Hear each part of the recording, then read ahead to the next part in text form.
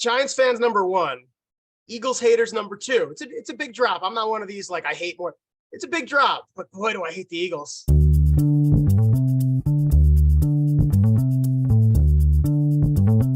Greetings and salutations, and welcome to the Odd Coaches Podcast. I am your host, Dr. Keith Adams, with a very special segment.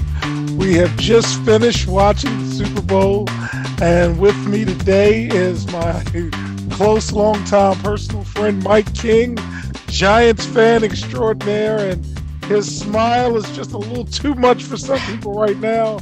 Mike, how are you, sir?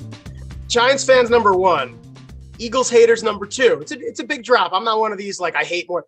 It's a big drop, but boy, do I hate the Eagles. I'm actually looking forward to going to work tomorrow. Yes, I can't wait. You do work with a couple of Eagles fans. So fans, in segment one, Mike and I are just going to give our quick recap of the game. Segment two, Coach Franchise jumps in and we talk about the state of the NFL with Roger Goodell and all the things that are going on in the NFL. And in segment three, we prepare for the offseason. But Mike, let's just talk about the game. What are your initial thoughts, sir? I was trying to think back to one bad play Patrick Mahomes had. One.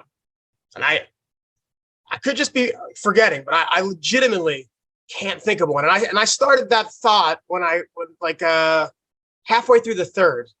I was like, boy, is he having a good game. And they're down. They don't have who would start on the Chiefs for the Eagles offense? Kelsey, Mahomes. That's it. Mm-hmm. That's it. And he was just, with less talent, just playing a perfect game. They didn't have the ball a lot, and he was just doing exactly what he had to do. They're running a lot. He was making the right throws. It was just everyone. I mean, Hurts was also very, very impressive. Very impressive. Yeah, man. But Mahomes doesn't have A.J. Brown. He has Kelsey. Kelsey's great. He doesn't have the receivers on Philly are insane. The offensive line, insane. But boy, Mahomes just doesn't matter who he has. Tyreek Hill was the best player, one of the best players in football this year. He's gone. It doesn't matter. They won the Super Bowl.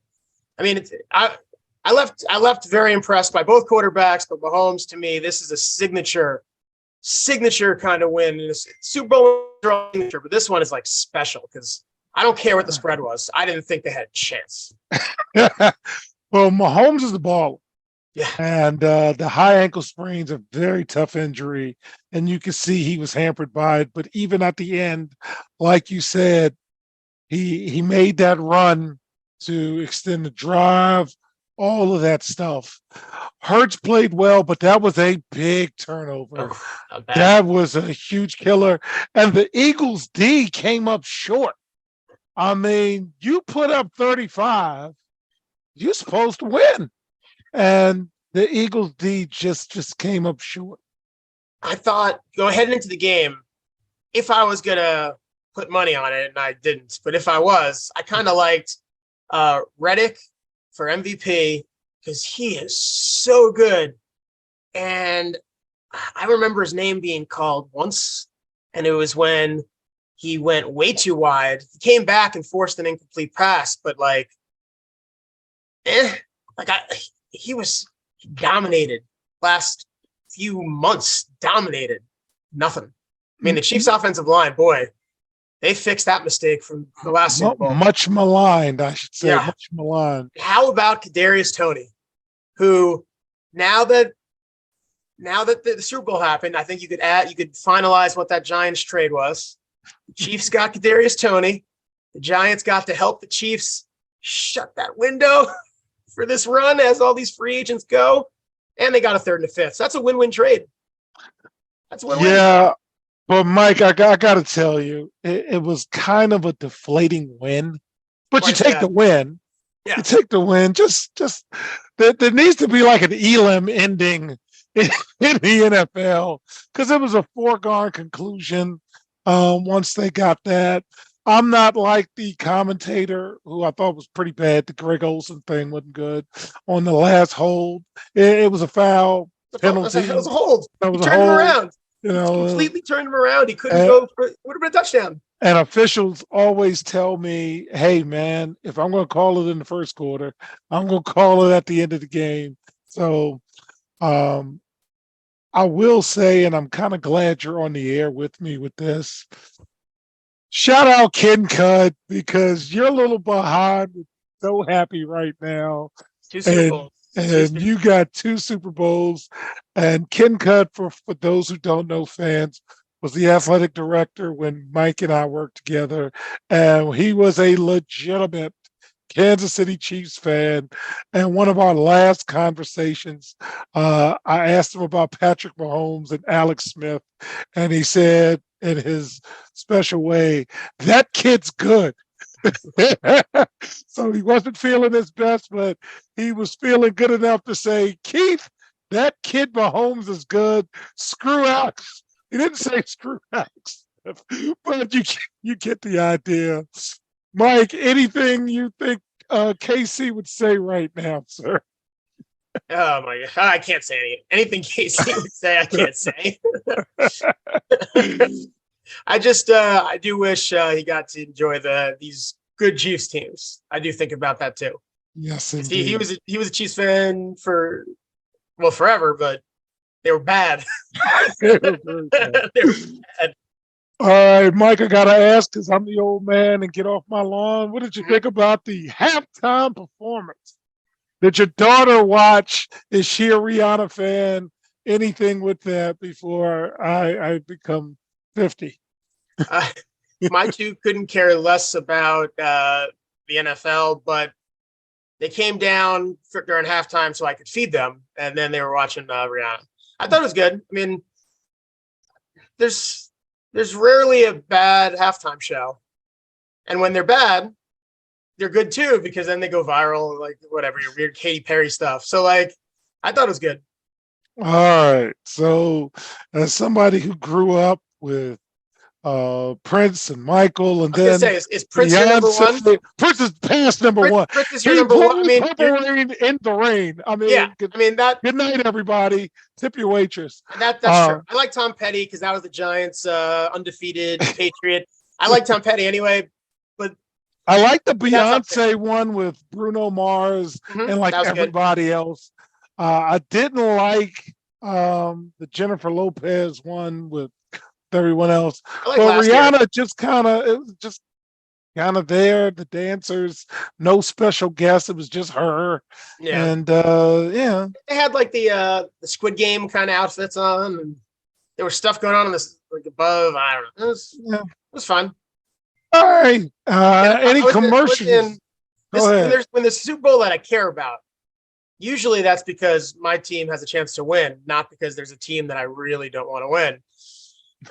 I can't like enjoy it. It's hard to enjoy a halftime show when you're just like, they're up by 10. I got to deal with these Eagles students. I got a class full of them. This is going to be miserable. And Yes, now they I'm did thinking, lose a 10-point lead. Yes, they did. and now I'm thinking, which Sirianni crying picture should I put on the screen? Oh, it's going to be so much fun. That guy is a mess. I hate him. I hate him. That's what I needed. And I hate him because he's probably what I would be if I mean, you saw a video of me coaching my middle school daughter's team. That's me. But when it's someone that I hate it, like when it's yours, you like it. When I hate it. I hate it so much. Well, Patrick Mahomes has now got 2 Super Bowls That puts in you in 3 rarefied air. tries. That does put you beyond the Trent Dilfer, and we can't say the dynasty of one anymore. So it looks like they might be around. Now, here's the And question, though, Aaron, what Mike. about Aaron Rodgers though? He's Oh only man, got Aaron one. Rodgers is a pain in the butt. Mahomes is Okay? 27 and he's got 2. Rodgers Yeah, been on good teams, got 1. Now, if you're Andy Reid, do you hit the bricks? You beat the Eagles. Is this when you drop the mic and say, I'm 65, I've had my share of losing and do all the Frank Sinatra did it my way stuff? If you're Andy Reid, do you take a hike and gift the job to Eric Bieniemy?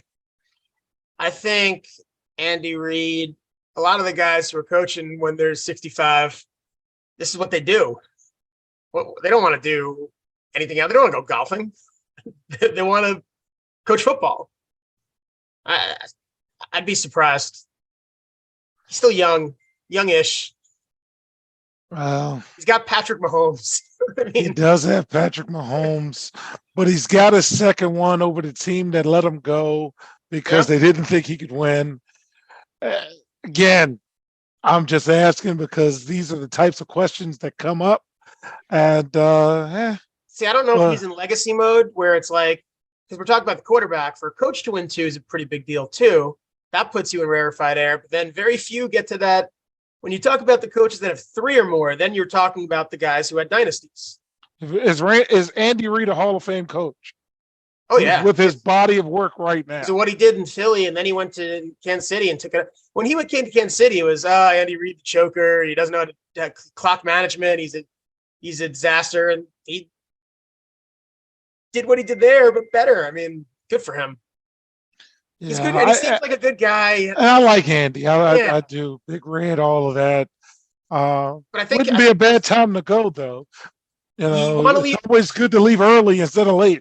Who leaves on top besides John Elway? No one. He didn't do nothing up his last. Who leaves on It's top? Terrell Davis, man. It's like Peyton. Oh, 100%. Guy stole that last Super. 100%. John Elway was still good though. Terrell Davis was just amazing. Oh, kind of feel bad for Jalen Hurts though because his story is great, Great and story. quite frankly, I don't think the Eagles are going to get back. I'm going to pause They a little have bit. a lot of free agents. 17. They have $4 million, and they're going to have to pay Jalen Hurts $40 million not next year, but the year after. Yeah. So they have to make decisions this year to have money for Jalen Hurts next year. I mean, it's going to be a different Eagles team. They're still going to be good. Yeah. Yeah. They still got the receivers. They still got the quarterback. They still got most of that offensive line. So the things they don't have is the defensive line that really did nothing today. They've been great, but you have 70 sacks or whatever it was, and then you have 0 in the Super Bowl. You know what everyone remembers about those 70 sacks? Nothing. Nothing. Not a thing. Thanks for showing up. See y'all later. I'm not paying you. All right. Well, fans, again, we rarely get to do this live. So, Mike, thanks for sliding in because it's a late night for us school teachers. And when we come back, you'll hear Coach Franchise and I's thoughts on Roger Goodell and the state of the NFL on the Odd Coaches podcast. The reviews are in for Dr. Keith Adams' book, Finding the Balance, My Personal Journey to Academic and Athletic Success. College professor and student athlete academic expert Dr. Lisa Rubin said, "There is nothing out there like this book, so I do hope people will pay attention and give it a read." Former George Mason standout Fowler Campbell said, "Consider this book an opportunity to work directly with Dr. Adams just like I did. I assure you that there will be something you can take away that will be useful to you throughout your personal journey." Ryan Waite, a recent college graduate who is a software engineer, said, "I like how the book is based on research, which makes it good for general students as well as student athletes." The book serves as both a memoir to Dr. Adams' 30-year academic and athletic career, as well as an instructional guide to assist student athletes, parents, coaches, teachers, and administrators navigate through the challenges of finding a better balance between academic and athletic success. The book includes over 15 personal stories and anecdotes from Dr. Adams, along with numerous former players and colleagues from a variety of sports and endeavors. You can order your copy at www.ckasaveproject.org. From the main page, simply click CKA Save Project Services and order the Find the Balance book. For more information, contact Dr. Keith Adams by email at cka@ckasaveproject.org. Welcome back to the Odd Coaches podcast. And in segment 2, Mike and I are going to talk about the state of the NFL. So first of all, it's always good to have Mike talking about the NFL. And we will be talking about the NFL with Mike Moore now that the season's over, as you heard in segment 1. But Mike and I are taping this before the big game. So we don't know what happened yet. And we'll make a joke about that in segment 1. But Mike, NFL Commissioner Roger Goodell touched on a number of topics during his annual State of the League address. And I kind of wanted to pick and choose. So about diversity at the coaching and executive level, Goodell told reporters that the league is pleased to see progress in efforts to increase diversity at the coaching and executive level, but we always look to see how we can do better. Mike, your admin now. Any response to Roger Goodell? What And his league is thought- he talking? I thought he was. Aren't we talking about the NFL? We are talking about the And NFL. he said he happy to see improvement, increasing what? Like, It is pleased to see progress. That is the quote. what's the progress? Didn't San Francisco hire a black GM or somebody? I think I'm stretching. I'm looking. One hire is progress. Well, I guess it is, but damn. All right. So we're going to talk about officiating. Regarding officiating, which made headlines throughout the season, and during the AFC Championship game, Goodell defended the work done by the league's refs and pushed back against any notion that there had been a drain in talent in the officiating pool. Goodell said, and I quote, "I think for us, when you look at officiating, I don't think it's ever been better in the league. There are over 42,000 plays in the season. Multiple infractions could occur on any play. Yes, they are not perfect, and officiating will never be, but we've also had, obviously, replay and other aspects to help us address those issues." So, Mike, what do you think about the state of officiating? I think it's getting harder. That's all. It is getting harder. Rule changes that leave a lot of things up to like this quarter. This roughing the passer thing is out of control. Trying to figure that out would be like me sitting in science class trying to memorize the periodic table. It's just not going to happen. See, I want full-time officials, and I want the NFL to create partnerships with these spring leagues, XFL, ALAF, or whatever they're called, because it's still about reps, and they only get about 20 weeks worth of reps. Even the school system's 9 months long. So if those are the only times you're getting live reps, that's just problematic anyway. Because in the school system, it takes us to about the middle of September to even get our circadian rhythms right. In basketball, man, November, the beginning of the season, we don't really start getting going until. So I think the more reps they have, better they'll be with that. But again, pay us and we'll help you. Flex scheduling. Goodell said Monday Night Football will feature flex scheduling, and it would not surprise him if they move flex scheduling to Thursday. We have made fun of some of the Thursday games this past season. Quite frankly, they weren't good. Do you want flex scheduling for Thursday and the 4-day rest and what have you? I don't understand the rationale behind the flex scheduling just on the Thursday night. I think that like you can't let teams. To me, a team might get an extra day of rest, or could it end up that way? Because like if you flex and move the game to a certain day, if I played a day before, and I know Saturdays is not till like late when there's no college game, but still, I don't think it's beneficial for everyone. Somebody's going to get short somewhere. In order to make a real flex schedule work, somebody's going to get short. Yeah, and they try to make the schedule flex like a week in advance as the season goes on. But when you start adding those Thursday games in, it will be challenging. So Yeah. We're going to see how that works. Good luck with that. Yes. So he talked about the Washington Commanders, and Goodell said there is no timetable for the findings of the investigation into the Commanders' workplace issues to be public. In terms of the Commanders' ongoing sale, he said, and I quote, "That's their process. Ultimately, if they reach a conclusion and have someone who will be joining the ownership group or buying the team entirely, that's something the ownership will look at."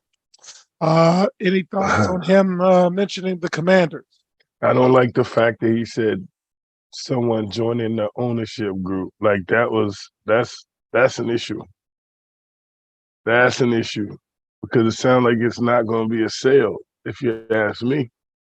Well, they're supposed to sell by the owners' meeting. That is the latest rumors, according to media reports. We'll have to see. Two more items. One, expanding the game. Goodell said the incredible support that we're getting for our game is the impetus to continue playing games internationally. And it is really rewarding to see how our fan base has been expanded. And we want to make NFL football a global sport. We'll continue on this path. Mike, what do you think about the expansion of the NFL globally? It's never going to be an NFL.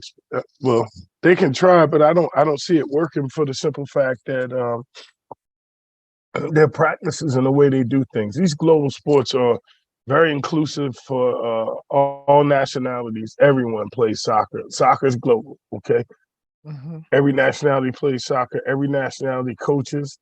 Basketball, same thing. I think that NFL is still too elitist for people to really get involved with international. That's just me. You don't have people of color. You don't have people from Hispanics, Hispanic-speaking countries that's really, really involved. Not a lot of people from the continent of Asia. It's not everybody playing. For it to be global, everyone should be able to participate fully. And I don't see that in the NFL. Yeah. And like you said, soccer, I got a ball. I'm barefoot. I go out in the dusty, area across the globe and play that. Baseball, bounce. And we've made crate hoops. Yes. In our day. Yes. We picked up hangers, Yeah. I had full court basketball court in between the two row houses. Stickball is stickball, wherever you are. Football, because of the equipment piece and the technicality of blocking and tackling and so forth. So outside of playing catch, it's a little challenging. So a lot of investment would have to be put in globally to, especially we got Pee-wee stuff here. I don't know how deep the NFL is going to go. More importantly, the grassroots people across the globe, that's a lot of investment. So, yes, good luck with that. And finally, the Pro Bowl. I didn't watch one bit of it. I will not lie. I was not involved. I was not motivated. Mike, you may have seen it, but on the Pro Bowl flag football and skills contest format, Goodell said, I don't see us going back in any way to the previous format. I think this is the future. Mike, what did you think about that? I think it was a celebration. It was more like the NBA All-Star Weekend than anything. And I think that's what you need to get people involved and to keep people coming back. I want to see them dudes play dodgeball. I want to see them dudes hit golf balls. I want to see them play cornhole. I want to see, I didn't see it, but I'm saying they need to play cornhole next time. You need to, and this is what I mean about the elitist. You need to have these guys come down to people like average people, not me. I'm an athlete. I'm a sports guy. I'm a coach. I'm going to watch it. But you got to be able to grab that person, like you said, who can run out barefoot and kick soccer ball. You need to grab that person and say, oh, man, look at it. You see a guy 6'6", 300 pounds. You don't think you have anything in common with that guy. But you see him tossing cornhole. You see him throwing dodgeball. You see him hit a golf ball. And you're like, I want to see if he can do that. And that's what's going to draw more people in. This format is the best. Now, the Mannings being involved, it didn't hurt it. I'm not a Manning fan, but all of that was good to me. It was good PR and a good way to get it done. And it might end up being the Mannings there every year, but if that's what it is, I know you bring people in because of that too. And they had the little celebrities, Snoop and Pete Davidson and this, that, and the other. Yeah, you got to bring everybody in. So all of the weed smokers was watching too. And on that note, when we come back on the Odd Coaches podcast, we're going to start preparing for the off season. We'll just say that. And Tom Brady will be the first person that I mention. It rarely ends well. We'll be right back on the Odd Coaches podcast. There is an old business adage that says, what gets measured and monitored gets done. It is also fact that deadlines spur action. That is what the CKA Save Project academic monitoring service can do for student athletes. Measure and monitor their academic progress to improve their grades. Our academic monitoring services provide ongoing academic support for student athletes for a designated period of time. Our academic success coaches work with student athletes on time management and organizational skills, along with improving their ability to self-advocate. Every few weeks, our academic success coaches meet with student athletes to assess their academic progress as well as provide ongoing academic advising. If needed, student athletes have access to CKA Learning Specialists who provide virtual core subject academic support for student athletes. For more information, visit us on the web at www.ckasaveproject.org or schedule a free virtual consultation with Dr. Keith Adams by email at cka@ckasaveproject.org.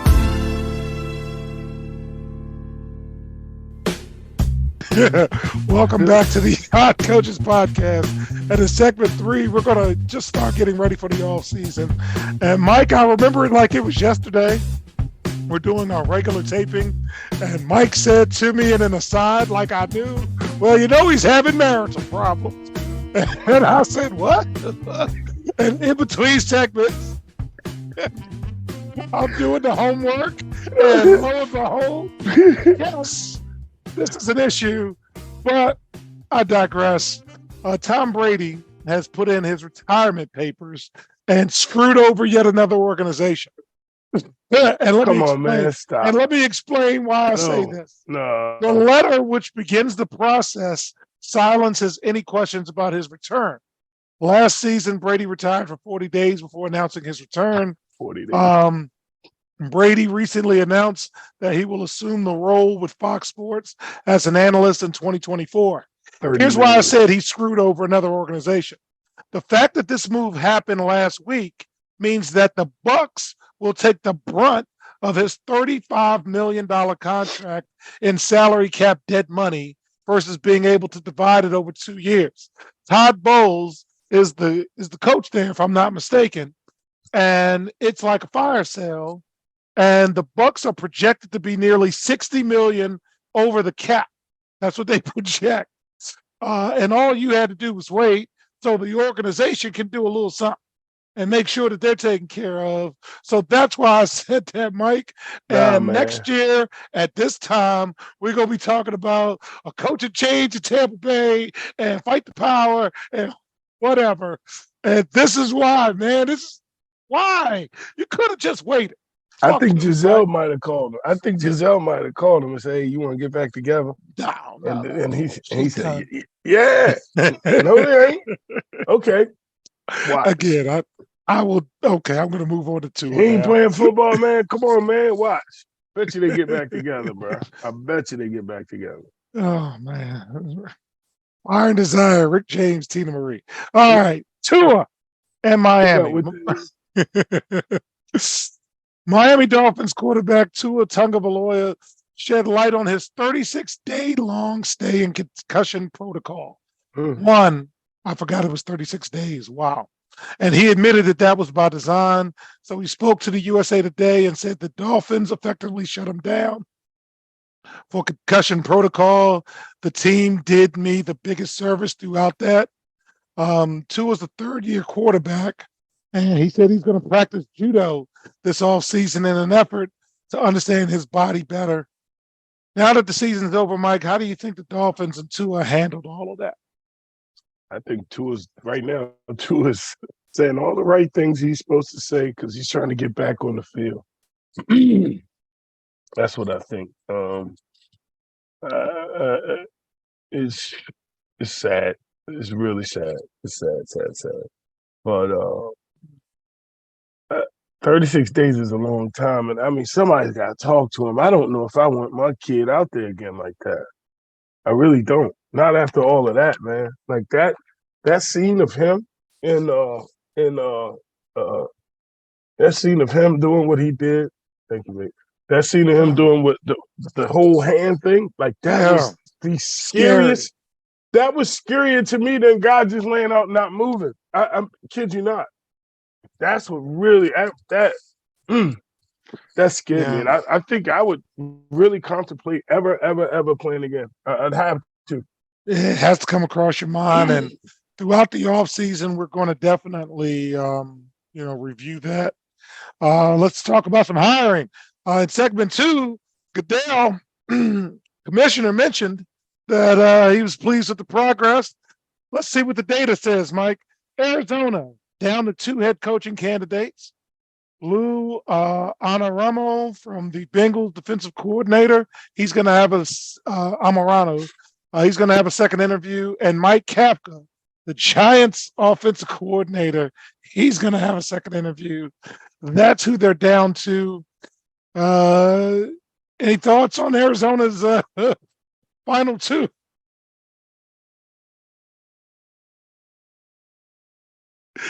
From Kyle, I'm written and not on it. Come on, man. Like I can't even pronounce those names. What are you talking about? Come on, bro. Where's the progress?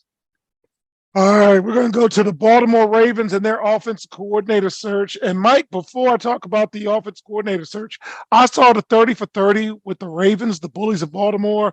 That was awesome. Man, I highly recommend it. I haven't seen it yet. I highly recommend it good, for bro. everyone. Again, check it out if you get a chance. But Baltimore is down to 5 for their offense coordinator position. Zach Robinson, Rams passing game coordinator and quarterback coach. Justin Otten, the Broncos offensive coordinator. They didn't have a very good offense. Go ahead, man. Chad O'Shea, the Browns wide receiver coach and passing coordinator.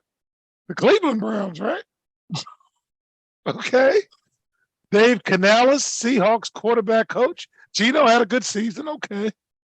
And Todd Monken, University of Georgia's quarterback coach. Man, that dude was 30 years old quarterback in college football on an 8-year career. Anyway, any thoughts on the Baltimore OC search?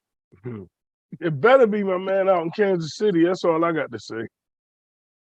Remember, this is the offense coordinator. So you want Eric Bieniemy to come in? And we're okay. I want him to be the head coach, but that ain't me. I mean, I ain't in charge, but he need to be the head coach. This stuff in Baltimore been going on for too long. We've watched this movie. I feel like this is damn.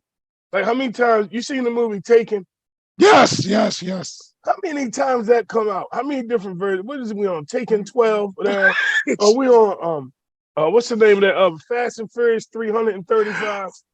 That's what the Baltimore football season is every year. It's like another episode of Fast and Furious. It always in the same way. We watch the same thing.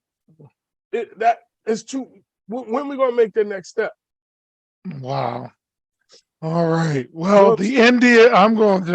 I agree with you. I think Eric Bieniemy needs to, if he doesn't get a head job this year, leave and be an OC somewhere else.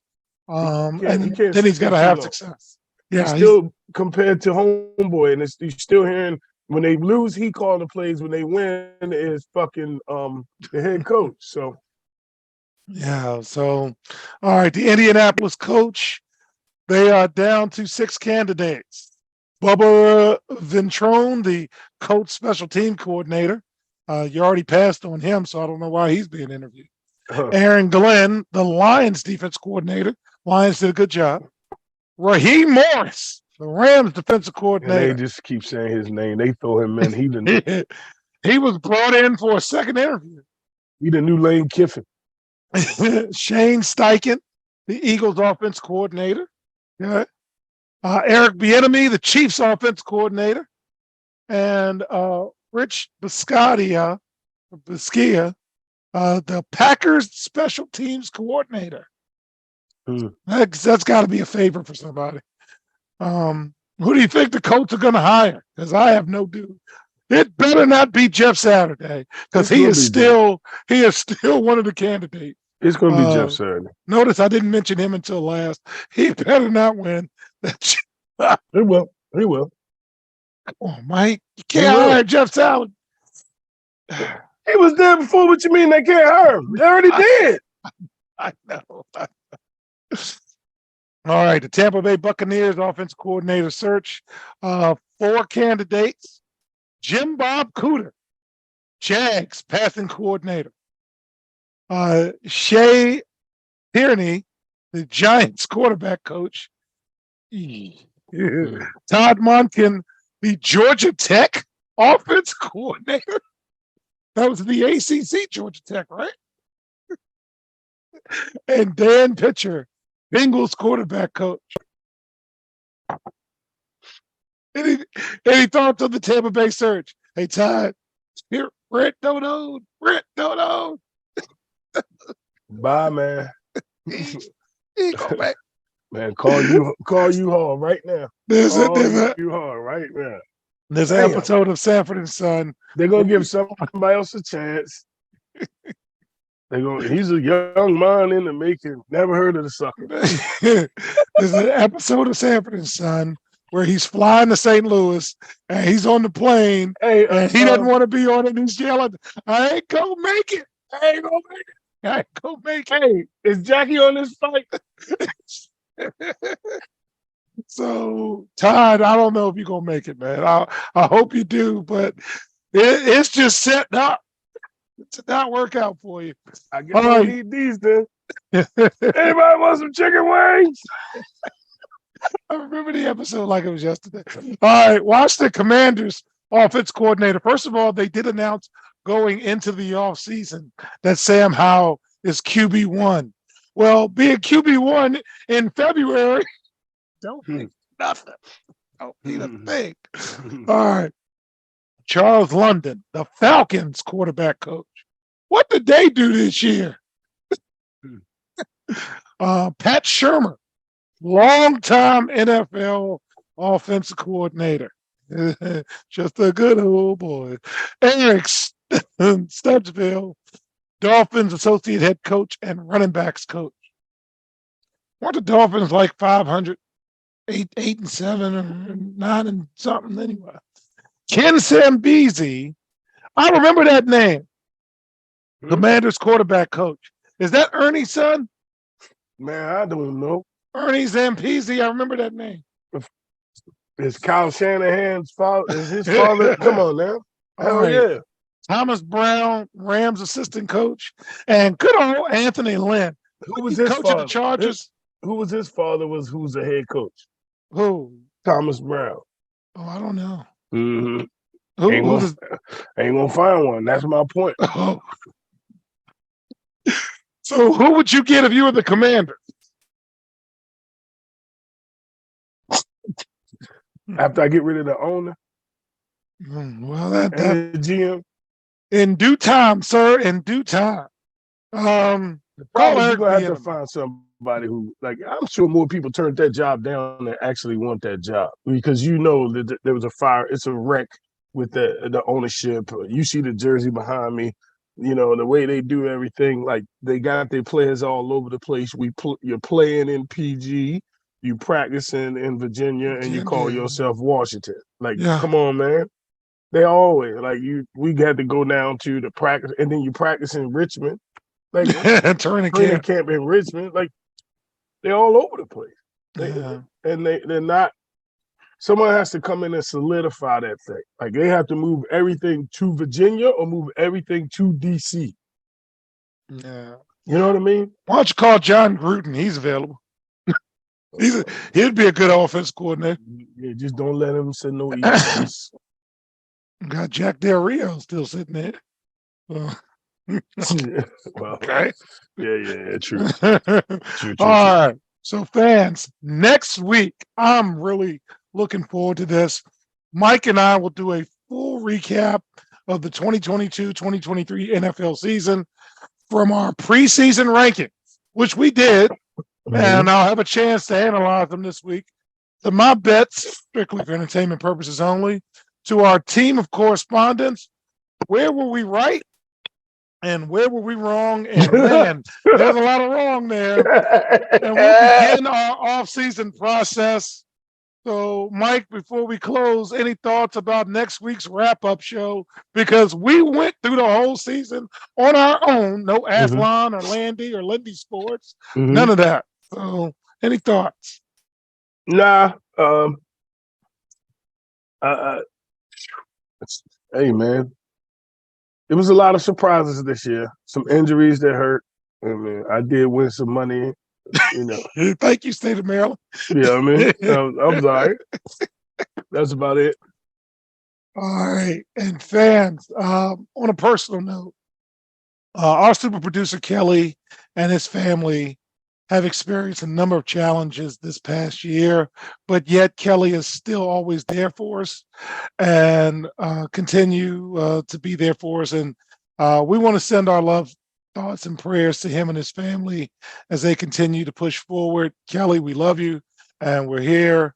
And our audience, if you can just pause for a moment, we'd appreciate it. So on behalf of my tag team partner, Coach Mike Francis, I'm Dr. Keith Adams saying thank you for listening and or watching the Odd Coaches podcast, and we will see you on the sidelines. Till next time, take care. The Odd Coaches podcast is sponsored by the CKA Save Project. The CKA Save Project is an industry leader in providing student-athlete academic and athletic support. From assessing student-athletes' academic and athletic skills, to measuring and monitoring student-athlete academic progress, to improving student-athlete time management and organizational skills, the CKA Save Project provides wraparound services for student-athletes from middle school through college. For more information, visit us on the web at www.ckasaveproject.org or schedule a free consultation with Dr. Keith Adams by emailing cka@ckasaveproject.org. We hope you enjoyed today's show. The Odd Coaches podcast drops new episodes every Tuesday through Friday on most weeks. Make sure you subscribe to the Odd Coaches podcast on Apple Music, iHeartRadio, Podbean, Spotify, and YouTube. Follow the Odd Coaches podcast on Twitter and Instagram at Odd Coaches. Follow Dr. Adams on Twitter and Instagram at CKA Save Project. In addition, follow Coach Mike Francis on Twitter and Instagram at Coach Franchise, spelled Coach Franchize. For more information about the CKA Save Project, please visit them on the web at www.ckasaveproject.org. See you next time on the Odd Coaches podcast.